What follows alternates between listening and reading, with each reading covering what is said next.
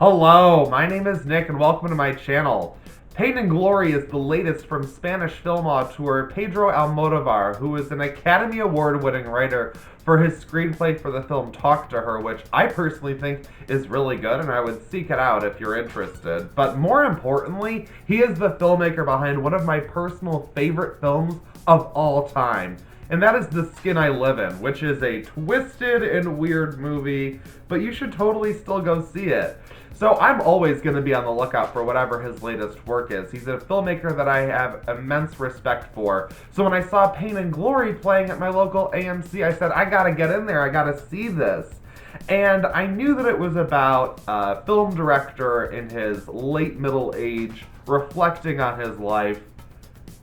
But here's what it's really about. Antonio Banderas stars as a filmmaker named Salvador who is looking back on his life and his career. He is contacted to host a Q&A session at a repertory screening for one of his first films, and he starts thinking about his career. He connects with an old actor that he worked with, and he starts doing heroin.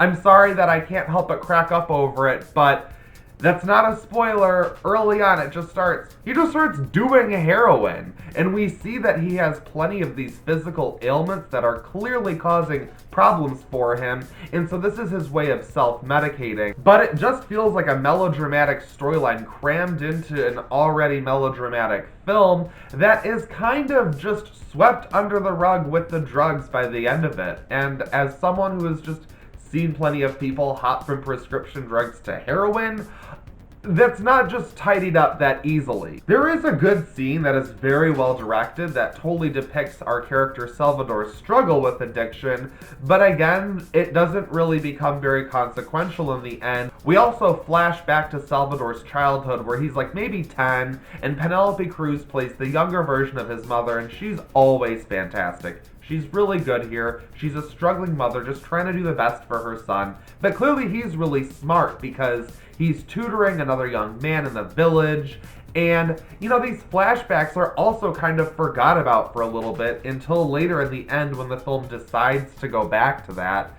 And I just feel like this is another thing that doesn't work. These flashbacks lead up to a scene that is a little bit questionable to me. I'm trying to wrap my mind around this, and I'll just say that I am always supportive of any full frontal nudity in a film. I will always be here for it. However, this scene in question, what it leads to, I understand the implication that it has for our main character overall. However, I didn't really get why we were exploring that theme in this way. It doesn't make sense. It kind of was a little weird and creepy. I felt like we had plenty of opportunities throughout the rest of the film to explore that portion of this character, and that wasn't done. And so it really fell flat to me. And I felt like we kept picking up these different things and then sort of dropping them and then picking them up again.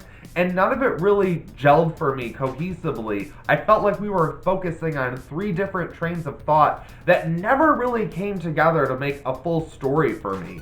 And I can see where others will disagree. There is something that is pulled from those flashbacks that pops up in the end, but it kind of feels like it's pulled out of someone's ass by the end of it. Now, I'm all for seeing a filmmaker work their shit out on screen. Hello, Midsommar is my favorite film of the year. However, for me, I don't think that there was enough of that internalized passion then put into a well-told story at the end of the day. It just kind of felt like several things put together in a film and hey, it works, right? It might for you, it might for others. I know this has a very high Rotten Tomatoes score. A lot of people are calling it one of the best of the year. It's probably going to be up for Best International Film at next year's Academy Awards, but who cares? Fuck it, right? Parasite. I can see how this film would play a lot better for me if I was an older gentleman who happened to be successful at what I'm doing, looking back on everything.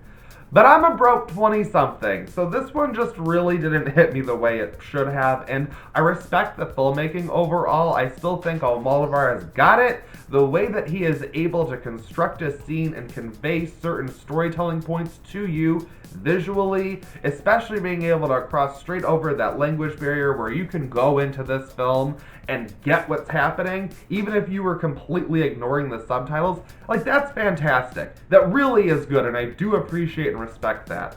Overall, though, this story, though, just did not work for me, and as colorful and beautiful as it was, and as great as Banderas' performance is, this one just didn't overall do it for me. So I'm going to give Pain and Glory a 2.5 out of 5. It's a fine movie that might work for you, but it just was not entertaining to me, and by the end of it, I really didn't feel like I had been taken on a journey and was at a destination that felt like it made sense for me overall. I kind of felt like I just watched a really talented director spin his wheels for a while and hopefully get something out, but I'm looking forward to the next thing. I don't know about you. What did you think of Pain and Glory? What do you think of the awards prospects for this one? Let me know in the comments below. Let me know what your favorite films are that you've been checking out lately. Like this video, subscribe to my channel, and I'll see you in my next video.